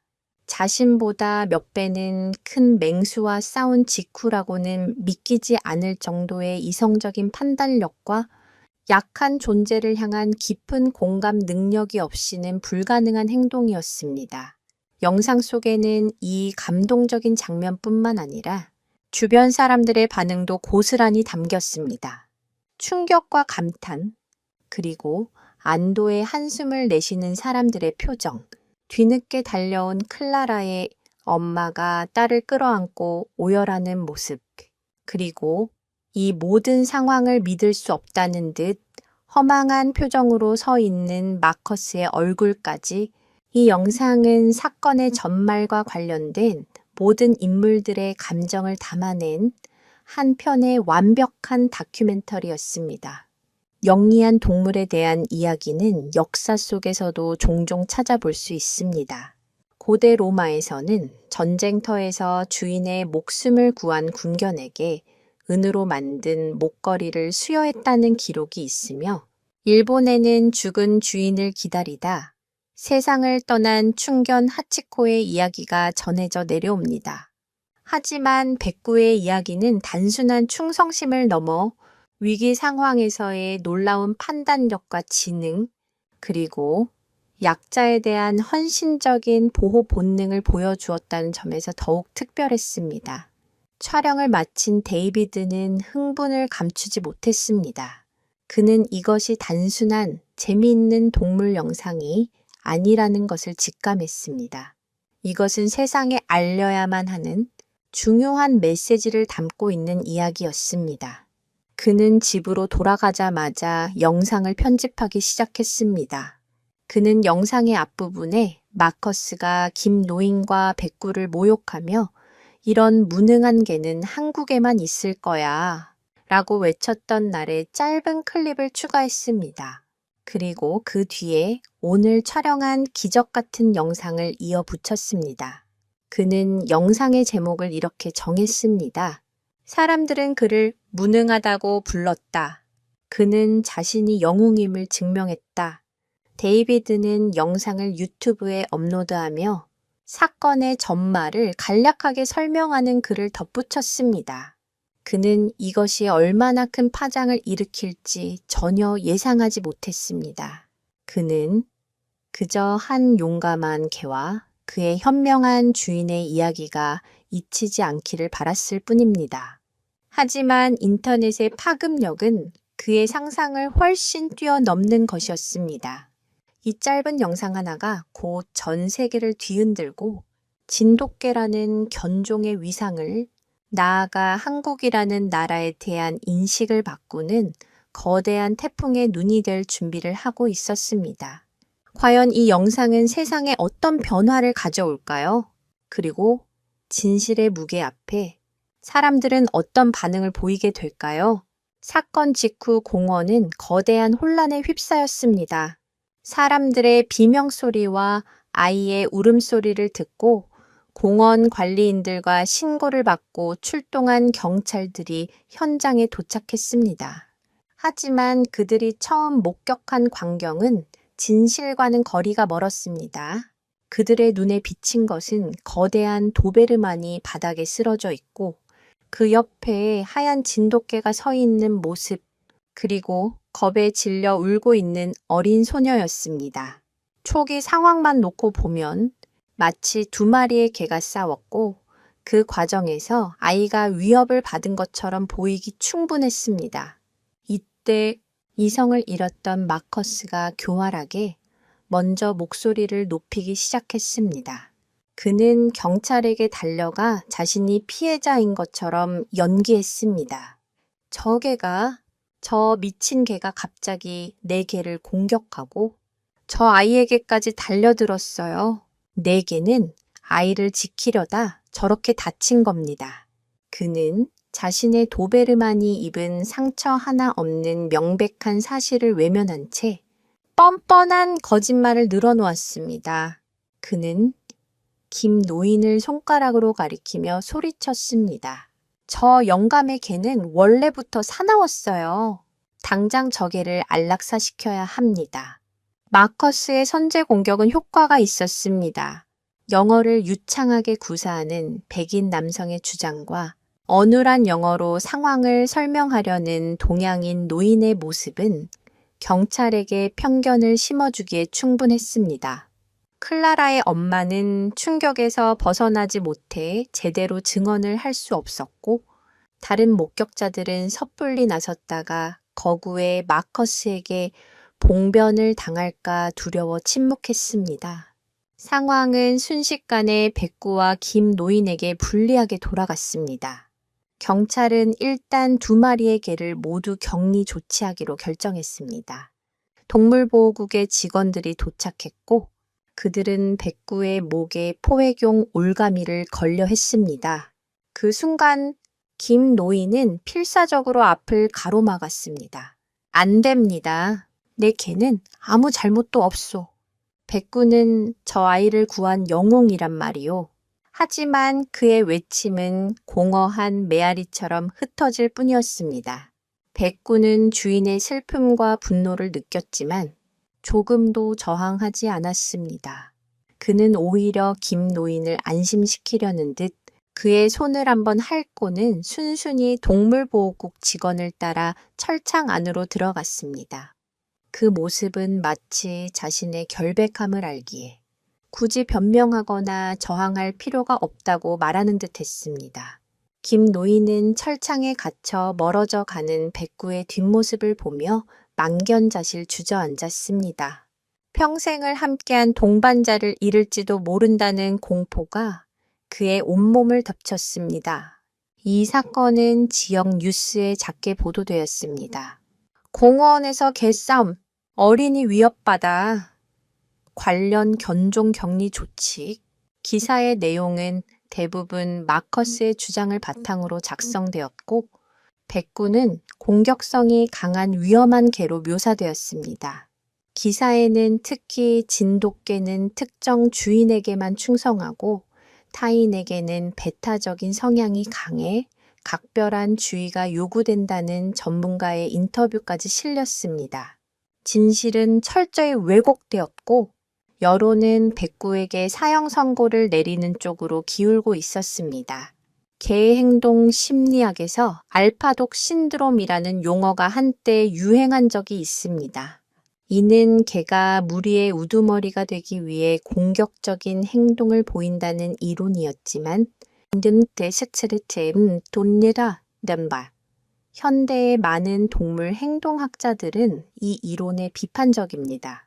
개들의 공격성은 서열 다툼보다는 두려움, 불안, 영역 보호, 혹은 잘못된 학습 경험에서 비롯되는 경우가 훨씬 많다고 봅니다. 즈스의 공격성은 마커스의 잘못된 교육과 불안정한 감정 상태가 만들어낸 결과물이었지만 초기 여론은 이러한 배경을 전혀 고려하지 않고 오직 백구의 견종만을 문제 삼고 있었습니다. 김 노인은 절망적인 상황 속에서 백구를 구하기 위해 백방으로 뛰어다녔습니다. 그는 변호사를 선임하려 했지만 평생 목수일로 모은 돈으로는 턱없이 부족했습니다. 그는 서툰 솜씨로 탄원서를 써서 공원에 있던 사람들에게 서명을 받으러 다녔지만 대부분은 귀찮다는 듯 외면했습니다. 마커스는 지역사회에서 영향력 있는 인물이었고 누구도 그에게 밉보이고 싶어 하지 않았습니다. 김 노인은 점점 더 깊은 절망의 늪으로 빠져들었습니다. 세상은 진실에 귀 기울여주지 않았고 정의는 힘 있는 자의 편인 것처럼 보였습니다. 격리시설에 갇힌 백구는 사료를 거부하고 물만 간신히 마시며 버텼습니다. 백구는 좁은 철창 안에서 미동도 없이 웅크린 채 오직 문 쪽만을 바라보고 있었습니다. 마치 곧 김 노인이 자신을 데리러 올 것이라고 굳게 믿고 있는 듯했습니다. 동물보호소 직원들은 백구의 그런 모습에 연민을 느끼면서도 위험한 개라는 꼬리표 때문에 섣불리 다가가지 못했습니다. 영웅은 한순간에 흉악범으로 전락했고 진실은 거짓의 그림자에 가려 빛을 잃어가고 있었습니다. 과연 이대로 백구는 억울한 죽음을 맞이하게 될까요? 칠흑 같은 어둠 속에서 진실을 밝혀줄 한 줄기 빛은 과연 떠오를 수 있을까요? 모든 희망이 사라져가던 바로 그때 데이비드 첸의 노트북에서 업로드 완료라는 메시지가 조용히 빛나고 있었습니다. 데이비드 첸이 유튜브에 올린 영상은 처음 몇 시간 동안은 거의 주목받지 못했습니다. 수많은 영상의 홍수 속에서 그의 영상 또한 그저 그런 동물 영상 중 하나로 묻히는 듯 했습니다. 하지만 영상을 우연히 클릭한 몇몇 사람들이 그 안에 담긴 엄청난 드라마를 발견하기 시작했습니다. 그들은 영상을 끝까지 본 후 충격과 감동에 휩싸여 좋아요를 누르고 자신의 SNS에 공유하기 시작했습니다. 이 영상은 꼭 봐야 해. 믿을 수 없는 개의 이야기, 진정한 영웅의 모습이라는 코멘트와 함께 영상은 조금씩 하지만 매우 빠르게 퍼져나가기 시작했습니다. 영상의 확산에 불을 붙인 것은 한 유명 동물 행동 분석가의 트윗이었습니다. 수백만 명의 팔로워를 가진 그는 우연히 데이비드의 영상을 보고 전문가의 입장에서 상세한 분석을 덧붙여 자신의 트위터에 공유했습니다. 그는 이 영상 속 진돗개의 행동은 경이롭다. 그는 힘의 우위를 이용해 상대를 파괴하는 것이 아니라 최소한의 움직임으로 상대의 공격성을 무력화시키고 있다. 이것은 높은 수준의 지능과 자기 통제력이 없이는 불가능한 행동이다. 특히 싸움이 끝난 후 아이를 위로하는 모습은 개가 가진 공감 능력을 보여주는 놀라운 증거라고 극찬했습니다. 이 트윗은 폭발적인 반응을 불러일으켰습니다. 사람들은 그저 감동적인 영상을 넘어 분석하고 토론할 가치가 있는 영상으로 인식하기 시작했습니다.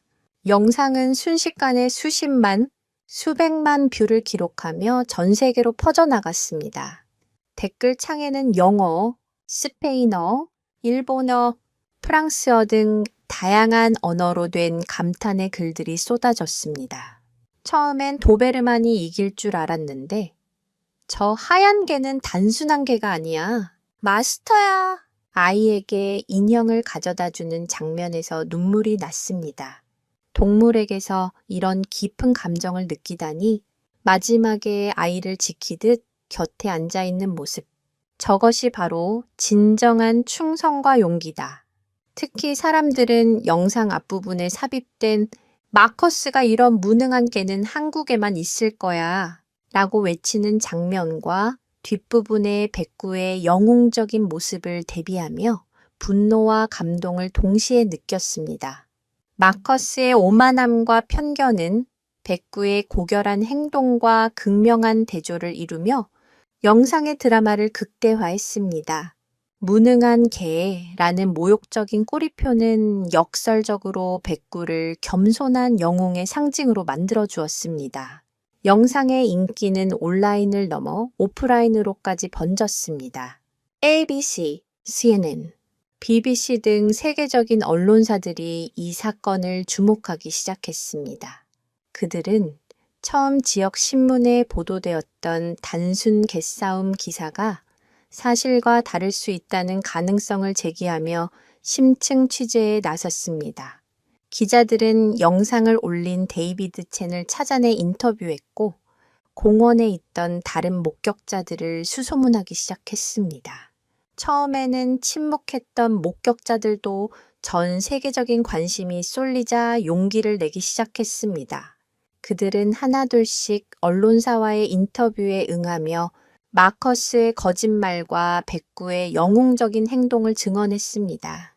재미있는 사실은 이 영상을 통해 진돗개라는 견종 자체가 전 세계적인 스포트라이트를 받게 되었다는 점입니다. 이전까지 진돗개는 한국을 제외한 다른 나라에서는 거의 알려지지 않은 희귀 견종이었습니다.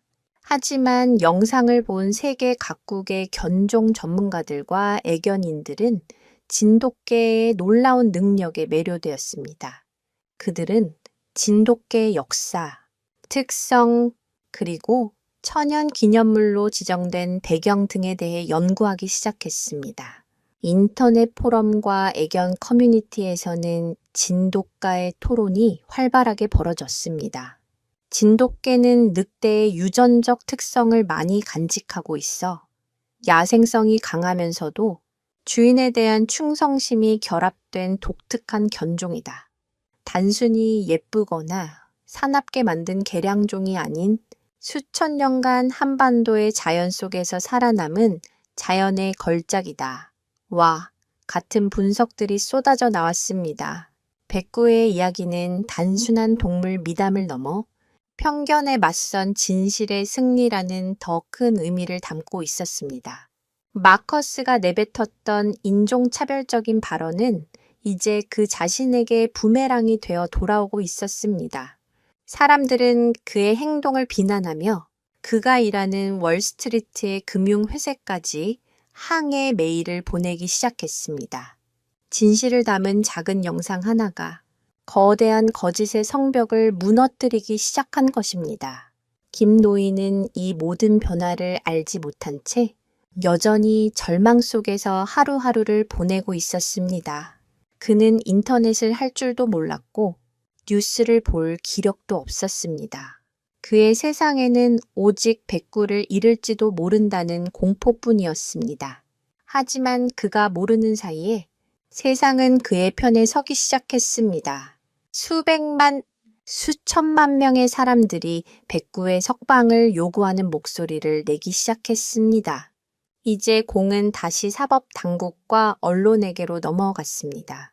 이 거대한 여론의 파도 앞에서 그들은 과연 어떤 선택을 하게 될까요? 진실의 힘은 과연 억울하게 갇힌 영웅을 구해낼 수 있을까요? 전 세계적인 여론의 압박은 실로 거대했습니다. 데이비드의 영상은 단순한 인터넷 화제거리를 넘어 사회적 현상이 되었습니다. Justice for 백구 백구를 위한 정의라는 해시태그가 트위터 실시간 트렌드 1위에 올랐고 백구의 석방을 요구하는 온라인 청원에는 며칠 만에 수백만 명이 서명했습니다. 백구의 얼굴이 그려진 티셔츠와 머그컵이 불티나게 팔려나갔고 사람들은 백구를 침묵의 수호자, 하얀 기사라고 부르며 칭송했습니다. 상황이 이렇게 되자 사건을 처음 담당했던 지역 경찰서와 동물보호국은 엄청난 비난에 직면했습니다. 초기 수사가 얼마나 부실했는지, 그리고 명백한 증거를 무시하고 인종적 편견에 휩싸여 잘못된 판단을 내렸는지가 만천에 드러났기 때문입니다. 결국 시 당국은 재수사에 착수할 수밖에 없었습니다. 그들은 데이비드의 영상을 결정적인 증거로 채택하고 사건의 목격자들을 다시 소환해 정식으로 증언을 확보했습니다. 클라라의 엄마 역시 충격에서 회복하여 백구가 자신의 딸을 구한 영웅이라는 사실을 눈물로 호소했습니다. 모든 증거와 증언은 단 하나의 진실을 가리키고 있었습니다. 바로 백구는 가해자가 아닌 명백한 영웅이라는 사실이었습니다. 반면 마커스의 모든 주장은 거짓으로 드러났습니다. 그가 즈스의 목줄을 고의로 놓았을 가능성, 그리고 평소에도 즈스를 이용해 공원 사람들을 위협해 왔다는 증언들이 속속들이 확보되었습니다. 전세는 완전히 역전되었습니다. 동물보호국은 공식적으로 백구에 대한 모든 혐의를 철회하고 즉각적인 석방을 결정했습니다. 또한 백구의 용감한 행동을 기리기 위해 올해의 영웅적인 동물 헤로익 애니멀 오브 더 이어 특별상을 수여하겠다고 발표했습니다. 이 소식은 전 세계 언론을 통해 대서특필되었습니다. 무능한 개라 불리던 백구는 하루아침에 전 세계적인 영웅이 되었고 억울한 누명을 쓰고 철창에 갇혔던 그의 이야기는 사람들에게 더 큰 감동을 주었습니다. 김노인은 이 모든 소식을 한인 커뮤니티 신문을 통해 뒤늦게 접했습니다. 그는 자신의 눈을 믿을 수 없었습니다. 신문 한 면을 가득 채운 백구의 사진과 세상을 구한 한국의 진돗개라는 제목을 보며 노인은 자리에 주저앉아 오열했습니다. 그것은 슬픔의 눈물이 아니었습니다. 세상을 향한 감사와 자신의 동반자에 대한 미안함과 자랑스러움이 뒤섞인 뜨거운 눈물이었습니다. 고디어 변호사로부터 백구가 석방된다는 공식적인 연락을 받았습니다. 백구가 석방되던 날, 동물보호소 앞은 수많은 인파와 취재진으로 인산인해를 이루었습니다. 사람들은 Welcome back. 백구, You are a true hero. 라고 적힌 플래카드를 들고 백구를 기다렸습니다. 마침내 보호소의 문이 열리고 김노인과 함께 백구가 모습을 드러내자 엄청난 환호와 박수갈채가 쏟아졌습니다. 백구는 수많은 카메라 플래시와 사람들의 환호에도 조금도 동요하지 않았습니다. 그는 그저 묵묵히 주인의 옆에 바짝 붙어 걸을 뿐이었습니다.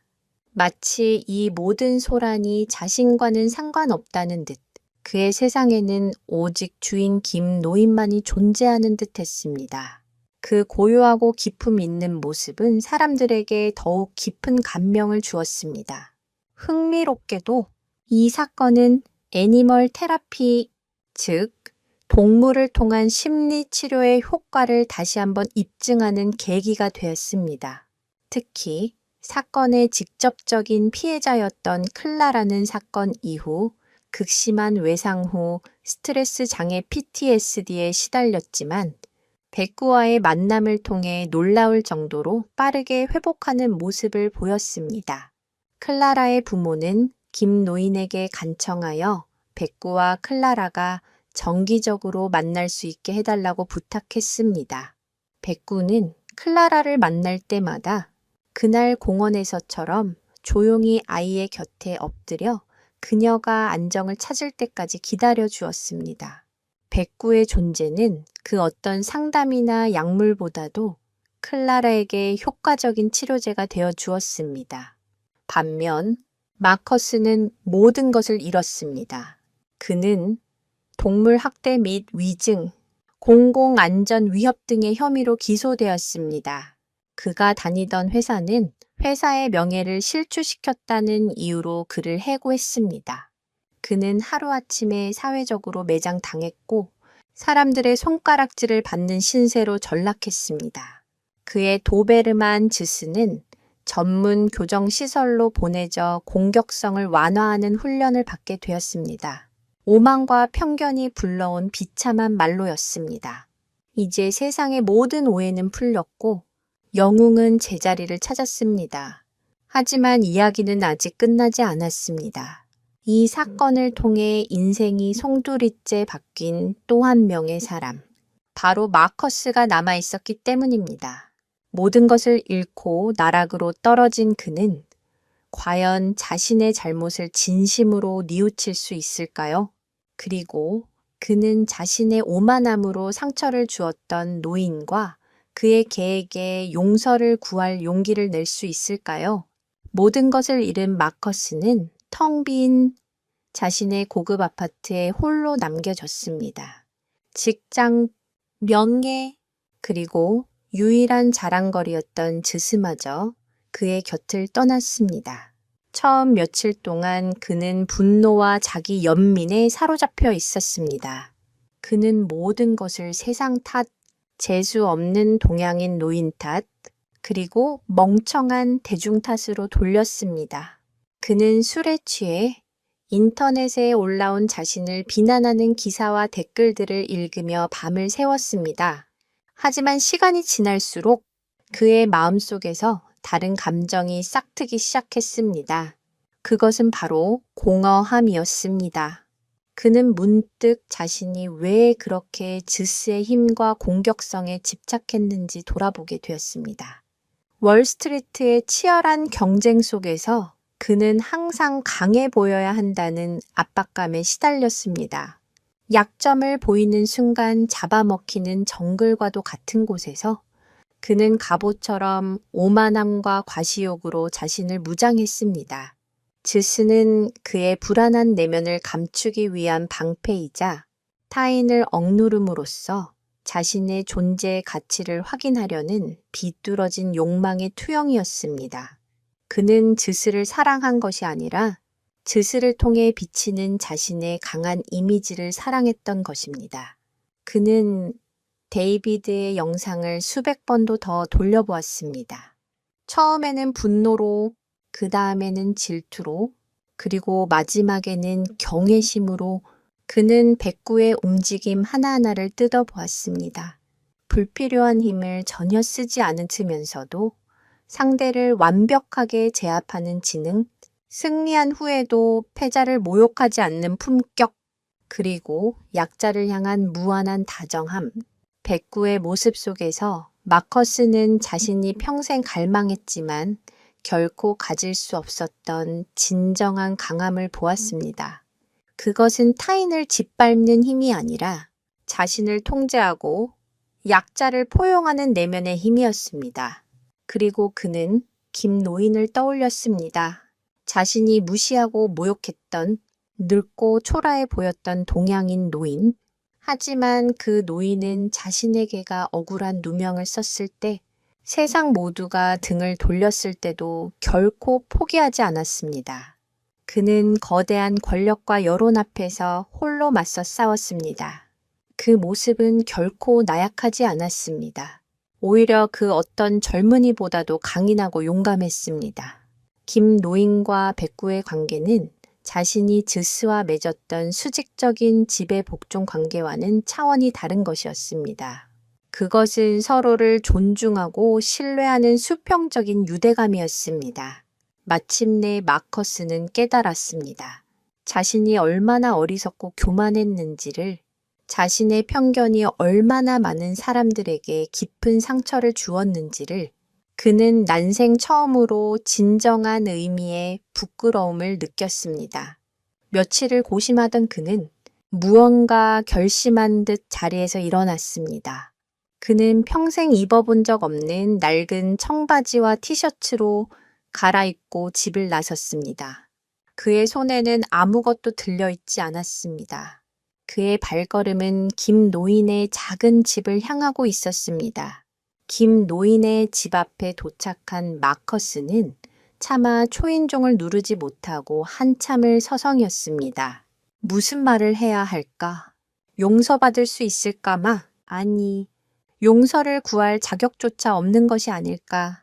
수많은 생각이 그의 머릿속을 스쳐 지나갔습니다. 그가 망설이고 있을 때 집안에서 백구가 짖는 소리가 들렸고 곧이어 낡은 현관문이 삐걱 소리를 내며 열렸습니다. 김 노인이 의아한 표정으로 문 앞에 서 있었습니다. 마커스를 본 김 노인의 얼굴이 순간 굳어졌지만 그는 이내 평정을 되찾고 조용히 그를 바라보았습니다. 마커스는 차마 김 노인의 눈을 마주 보지 못하고 고개를 숙였습니다. 그리고는 거구의 남자가 월스트리트를 호령하던 펀드 매니저가 그 자리에서 쿵 소리를 내며 무릎을 꿇었습니다. 그는 김 노인의 발치에 이마를 대고 흐느끼기 시작했습니다. 죄송합니다. 제가 정말 잘못했습니다. 용서하지 않으셔도 좋습니다. 다만 제 사과를 받아만 주십시오. 그의 목소리는 진심 어린 후회와 고통으로 가득 차 있었습니다. 그의 오만함이라는 껍질이 완전히 벗겨져 나간 한 나약한 인간의 맨얼굴이었습니다. 김 노인은 아무 말 없이 무릎 꿇고 있는 마커스를 내려다보았습니다. 그의 곁으로 다가온 백구는 마커스를 향해 으르렁거리는 대신 그의 냄새를 한번 킁킁 맡고는 조용히 김 노인의 다리에 몸을 기댔습니다. 마치 주인님, 이 사람은 이제 더 이상 위협적이지 않습니다.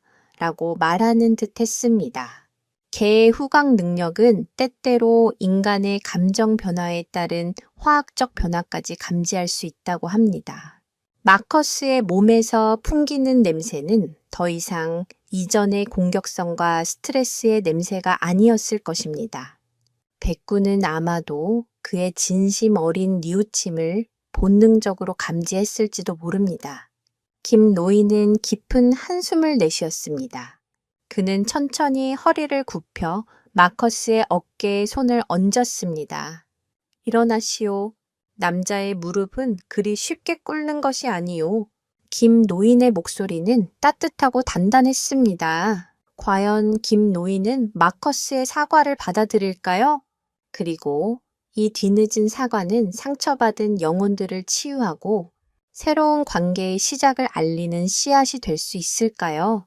한때의 악연으로 얽혔던 두 남자와 한 마리의 개, 그들의 이야기는 이제 어떤 결말을 향해 나아가게 될까요? 김 노인의 따뜻한 목소리에 마커스는 천천히 고개를 들었습니다. 그의 눈에는 눈물과 함께 놀라움이 어려 있었습니다. 그는 김 노인이 자신을 경멸하거나 문전박대할 것이라고 생각했습니다. 하지만 노인의 눈빛에는 원망이나 분노 대신 깊은 연민과 이해가 담겨 있었습니다. 김 노인은 마커스를 일으켜 세우고는 집 안으로 들어오라는 손짓을 했습니다. 밖이 춥소. 들어와서 차나 한잔하고 가시오. 마커스는 잠시 망설였지만 노인의 권유를 거절할 수 없었습니다. 김 노인의 집은 작고 소박했지만 정갈하고 따뜻한 온기가 감돌았습니다. 벽에는 그가 직접 깎아 만든 듯한 작은 나무 조각상들이 걸려 있었고 공기 중에는 은은한 나무 향기가 배어 있었습니다. 집 안으로 들어선 마커스는 거실 한가운데 얌전히 앉아 자신을 바라보는 백구와 눈이 마주쳤습니다. 마커스는 저도 모르게 몸을 움츠렸습니다. 하지만 백구는 짖거나 경계하지 않았습니다.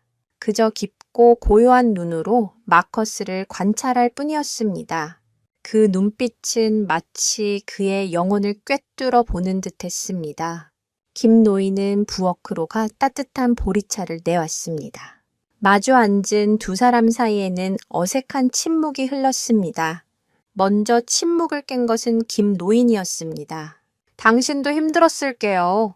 사람이 살다 보면 누구나 실수를 하는 법이지. 그의 말에 마커스는 또다시 울컥 눈물이 쏟아질 뻔했습니다. 그는 간신히 감정을 추스르고 입을 열었습니다. 아닙니다. 저의 행동은 실수가 아니라 명백한 잘못이었습니다. 저의 오만함과 편견이 선생님과 백구에게 씻을 수 없는 상처를 드렸습니다. 그는 진심을 다해 다시 한번 사과했습니다. 김 노인은 조용히 차를 한 모금 마신 뒤 창밖을 바라보며 나지막이 말했습니다. 나는 평생을 나무와 함께 살아왔소. 나무는 정직하지. 베어진 단면의 나이테는 그 나무가 겪어온 세월을 고스란히 보여주지 비바람을 맞은 해에는 나이테의 간격이 좁고 햇살이 좋았던 해에는 넓어진다오. 사람의 마음도 그와 같다고 생각하오. 당신의 마음에도 분명 거친 비바람이 몰아쳤던 시간이 있었겠지. 김 노인은 마커스를 비난하는 대신 그의 내면의 상처를 먼저 헤아려 주었습니다. 그의 지혜로운 말 한마디는 마커스의 굳어있던 마음을 부드럽게 녹여내렸습니다. 그들은 한참 동안 많은 이야기를 나누었습니다. 마커스는 자신의 어린 시절 항상 최고가 되어야 한다는 아버지의 압박 속에서 자라며 사랑받는 법을 배우지 못했던 과거를 털어놓았습니다. 김 노인은 머나먼 타국 땅에서 이방인으로 살아가며 겪어야 했던 외로움과 서름에 대해 이야기했습니다. 그들의 대화 속에서 국적과 나이, 살아온 환경의 벽은 허물어졌습니다. 그들은 그저 상처를 가진 한 인간으로서 서로를 이해하고 위로했습니다. 이야기를 나누는 동안 백구는 조용히 마커스의 발치로 다가와 그의 다리에 머리를 기댔습니다. 마커스는 깜짝 놀라 감히 움직이지 못했습니다. 김 노인은 그 모습을 보고 희미하게 미소 지으며 말했습니다. 백구가 당신을 용서한 모양이구려. 이 녀석은 사람의 마음을 읽는 재주가 있거든. 마커스는 조심스럽게 손을 뻗어 백구의 등을 쓰다듬었습니다. 따뜻하고 부드러운 털의 감촉이 손끝을 통해 그의 마음속 깊은 곳까지 전해졌습니다. 그는 그 순간 태어나서 처음으로 조건 없는 교감과 용서라는 감정을 느꼈습니다. 백구와 김 노인의 이야기는 전 세계에 알려지며 진돗개는 한국의 충직함과 용맹함을 상징하는 문화 아이콘으로 자리 잡았습니다. 여러 나라의 동물 보호 단체와 정부 기관에서 김 노인에게 거액의 포상금과 함께 백구를 연구 목적으로 기증해달라는 제의를 해왔지만 김 노인은 모두 정중히 거절했습니다. 백구는 내 가족이지 연구 대상이나 돈벌이 수단이 아니오. 그의 단호한 태도는 사람들에게 또 다른 감동을 주었습니다. 이 사건을 계기로 미국 여러 주에서는 맹견을 판단하는 기준을 견종이 아닌 개체의 행동과 주인의 관리 책임을 중심으로 바꾸는 법안이 발의되었습니다. 소위 백구 법안이라 불리는 이 법안은 위험한 개를 만드는 것은 견종의 특성이 아니라 주인의 무책임함이라는 사회적 인식을 확산시키는 중요한 계기가 되었습니다. 마커스는 법적인 처벌을 받은 후 월스트리트를 완전히 떠났습니다. 그는 자신의 재산 대부분을 동물보호단체에 기부하고 즈스가 있는 교정시설에서 자원봉사를 시작했습니다. 그는 즈스와 함께 처음부터 다시 관계를 쌓아나갔습니다.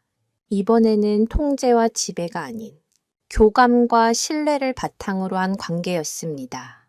몇 년 후 마커스는 문제 행동을 보이는 개들을 훈련시키고 상처받은 유기견들을 돌보는 전문가가 되었습니다. 그는 종종 강견에서 자신의 과오를 솔직하게 고백하며 백구와 김 노인에게서 배운 진정한 강함과 책임감의 의미에 대해 이야기했습니다.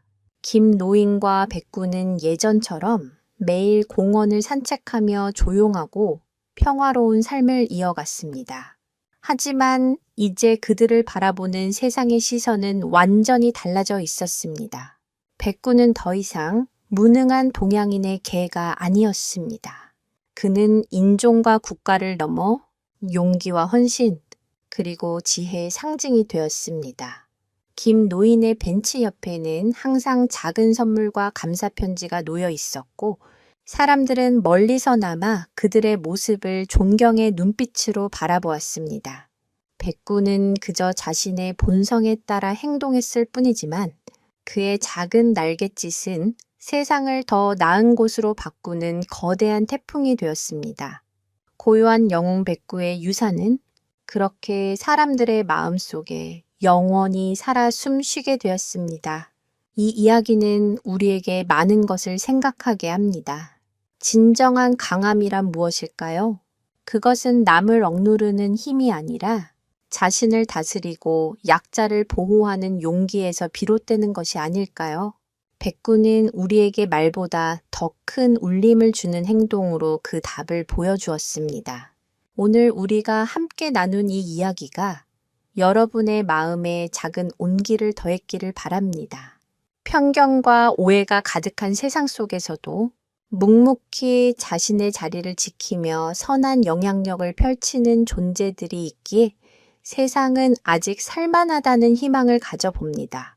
백구와 김노인, 그리고 자신의 과오를 뉘우치고 새로운 삶을 시작한 마커스의 이야기를 통해 우리는 진정한 용서와 화해의 의미를 다시 한번 되새길 수 있었습니다. 오늘 영상이 마음에 드셨다면 유산을 따라서 채널의 구독과 좋아요를 잊지 말아주세요.